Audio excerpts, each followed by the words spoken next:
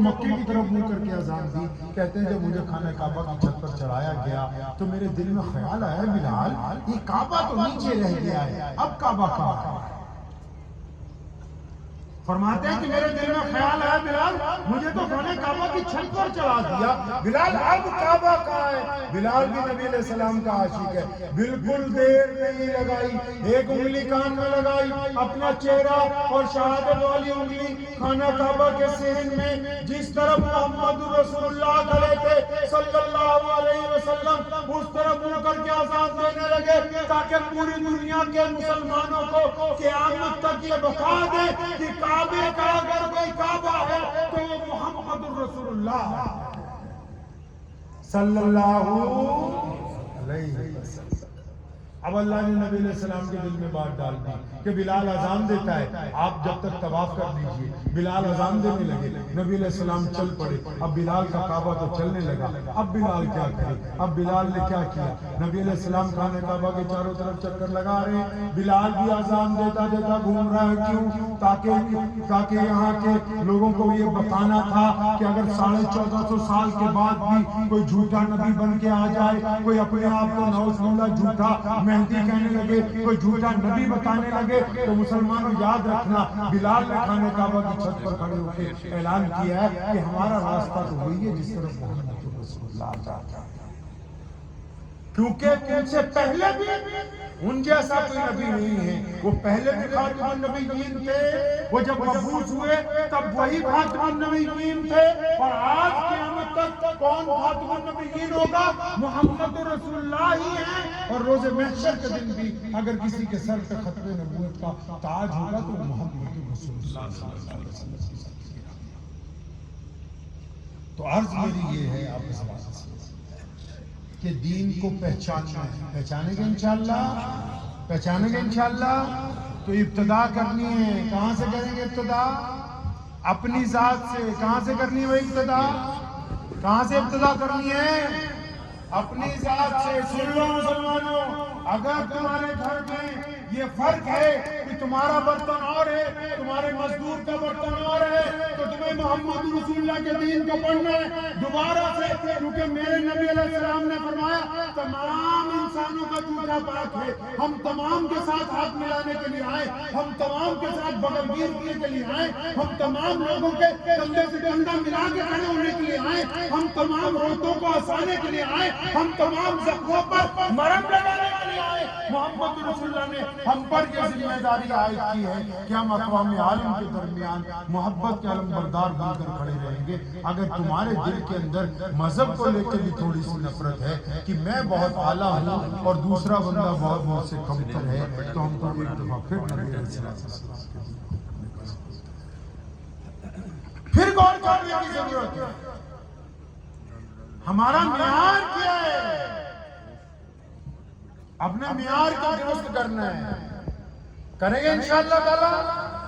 آپ لوگ بتائیں جتنے لوگ یہاں بیٹھے ہیں، جو بڈھے ہیں وہ بھی، جو جوان ہیں وہ بھی، کیا آپ لوگ کبھی زندگی میں، کبھی آپ نے اپنی زندگی میں اپنے ابو جی کو، اپنے پتا جی کو گلے سے لگایا، کہا کہ ابو مجھے تجھ سے محبت ہے؟ کبھی موقع آیا زندگی میں کبھی ایسا؟ کیوں؟ کیونکہ تم نے مولویوں سے پوچھا ہی نہیں. محمد رسول اللہ نے فتح مکہ کی رات ام ہانی کے گھر پر بیٹھ کے کہا تھا کہ میری بہن تو مجھ سے 20 سال بڑی ہے، آج فتح مکہ ہوئی ہے، میں آپ کے پاس آ گیا ہوں، یہاں بیٹھا ہوں. انہوں نے سوچا تھا کہ کچھ حدیثیں سنائیں گے، کچھ قرآن کی آیتیں سنائیں گے، قربان جاؤ محمد رسول اللہ پر. فرمایا ہانی تو جانتی ہے نا، میری پیدائش سے 2 مہینے پہلے میرے ابو حضرت عبداللہ وصال فرما گئے تھے. میں نے اپنے والد کو نہیں دیکھا، تو نے دیکھا ہے، تو ذرا بتا تو صحیح کہ میرے ابو عبداللہ کی عزت کیسے پوچھا. آپ نے کبھی اپنی ماں کے پاؤں دبائے؟ آپ کہتے ہیں آپ مسلمان ہیں. نبی علیہ السلام سے پوچھو جا کے، مسجد کے مصلی پر کھڑے ہوئے بلال نے تکبیر کہتی ہے، صحابہ نے صفیں باندھ لی ہیں اور سجدہ ہونا کیا.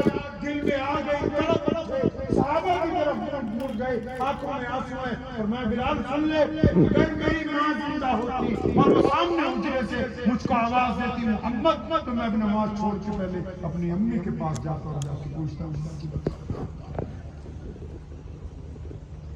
پتا ہے آپ کو یہ بات کہ شیما جب نبی علیہ السلام سے ملنے آئی ہے, کون شیما؟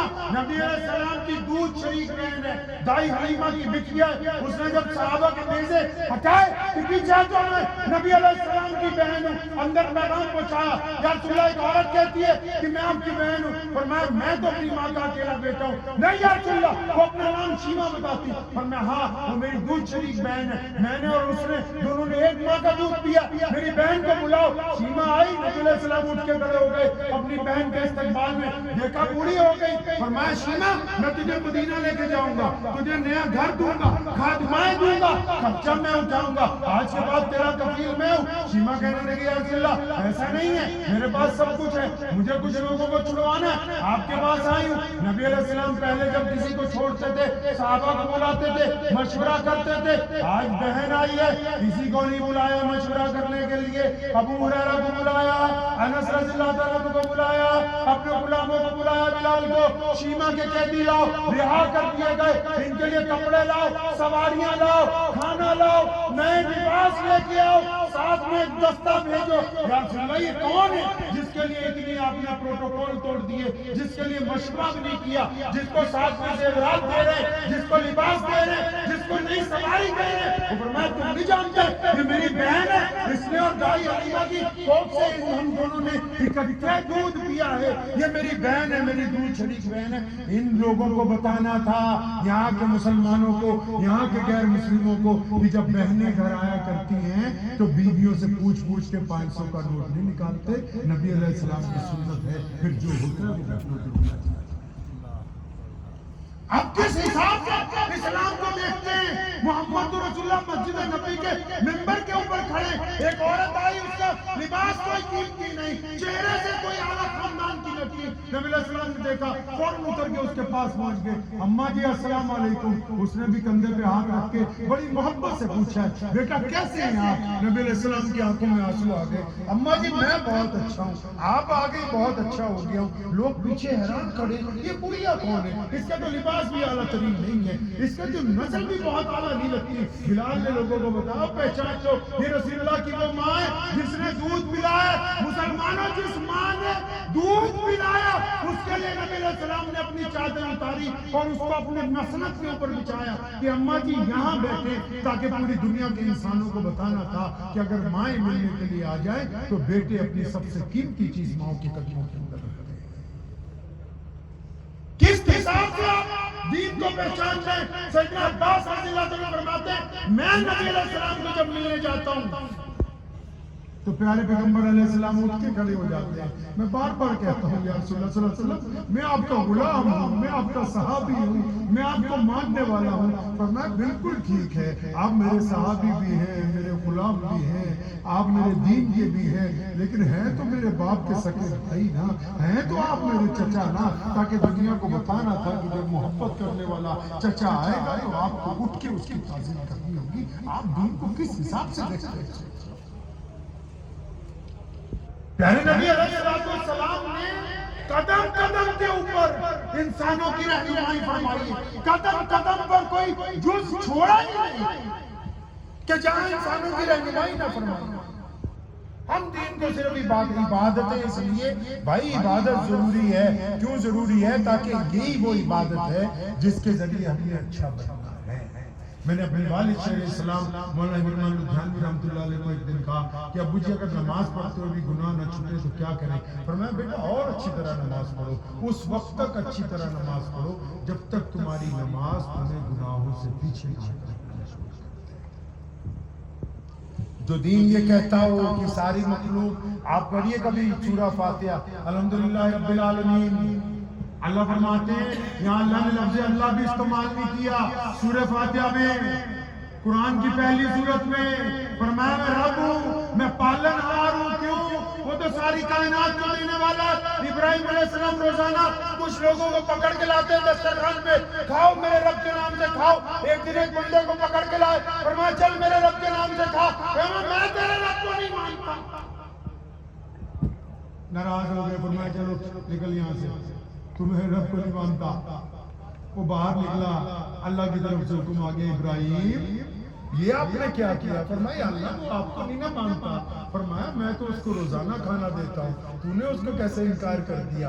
بھاگے بھاگے پیچھے گئے. بھئی آ جا، میرا رب یہ کہتا ہے مانے کوئی نہ مانے، لیکن خدا کی جو ربوبیت ہے وہ پوری کائنات کے لیے یکساں طور پر رکھی ہے. آپ کو ایک اعلیٰ کردار پیش کرنا ہوگا، کریں گے انشاءاللہ تعالی. اس کے لیے ضروری ہے ایک سنت اپنانی. ہمارے نبی علیہ السلام کی سب سے پیاری سنت کون سی ہے پتہ ہے آپ کو؟ ارے بھائی پتہ ہے کہ نہیں؟ بولیے بھائی، بولتے کیوں نہیں؟ پتہ ہے کہ نہیں؟ بولتے نہیں، زور سے بتائیے پتہ ہے کہ نہیں پتہ بھائی؟ چچا نہیں پتہ تو پہلی فرصت میں جا کے پہلے مولویوں کی تنخواہ ٹھیک کرو تاکہ پتہ لگ جائے. سنیے نبی علیہ السلام کی سب سے پیاری سنت کہتے ہیں اس کام کو جو نبی علیہ السلام نے کیا. سب سے پیاری سنت یہ ہے کہ وہ 24 گھنٹے مثبت رہتے ہیں. مثبت مطلب 24 گھنٹے اچھا سوچتے ہیں، 24 گھنٹے پازیٹیو رہتے ہیں. نبی علیہ السلام نے تمام موقعوں کے اوپر اچھی رائے دی ہے اور حکم فرمایا کہ بدگمانی کفر ہے. ہم لوگ کیسے بدگمان ہو جاتے ہیں؟ کوئی فون نہ اٹھائے ہم کہتے ہیں یار یہ بھائی مان فون نہیں اٹھائے، اگلا باتھ روم میں بیٹھا ہو، آپ نے تو فتویٰ دے دی ہے جی. آپ کسی کے گھر گئے وہ نہیں ملا، آپ نے فتویٰ دے دیا کہ ہمارے آنے کی وجہ سے بھاگ گیا، اب اگلا پتہ نہیں اسپتال میں. اللہ کے نبی علیہ السلام نے فرمایا اپنے پاس سے اندازے نہ لگاؤ. آپ کیونکہ پڑھتے نہیں نا قرآن پاک میں اللہ تعالیٰ ایک جگہ فرماتے ہیں کہ جب کوئی خبر دینے کے لیے آئے، اکثر میں مسلمانوں کو کہا کرتا ہوں، اپنے پنجاب میں ہندو سکھ دوستوں کو بھی بہت کہتا ہوں کہ یار کوئی واٹس ایپ پہ فیس بک پہ کوئی خبر آ جائے فوراً شیئر نہ کرو. کیوں؟ اللہ قرآن میں فرماتے ہیں جب کوئی خبر دینے والا خبر آئے تو خبر سن کے کسی پہ حملہ نہ کر دینا. یا اللہ کیوں؟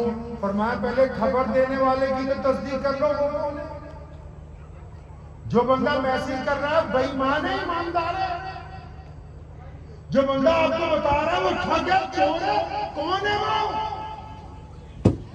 آج دنیا کا سب سے بڑا مسئلہ یہی ہے، خبر دینے والے کا پتہ ہی کوئی نہیں. لوگ اپنے یوٹیوب چینل چلانے کے لیے، کوئی اپنی واہوائی لوٹنے کے لیے اوپر کچھ لکھ رہا ہے اندر کچھ ہے، ہم بس پڑھ رہے ہیں دھکا دھک اس کو شیئر کر رہے ہیں. بعض اوقات اس میں مصیبت میں پڑ جاتے ہیں، بعض اوقات لڑ پڑتے ہیں، بعض اوقات بدگمان ہو جاتے ہیں. ارے قرآن پڑھو، قرآن کہہ رہا ہے خبر دینے والے کی ایک دفعہ تصدیق کر لو کہ جو خبر دینے والا ہے وہ بھی بندہ صحیح ہے کہ نہیں صحیح.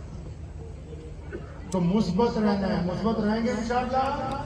پازیٹیو، اچھا سوچنا ہے، اچھی گفتگو کرنی ہے، گھر کے اندر معافی کا ماحول رکھنا ہے، محلے میں، معاشرے میں، گاؤں میں.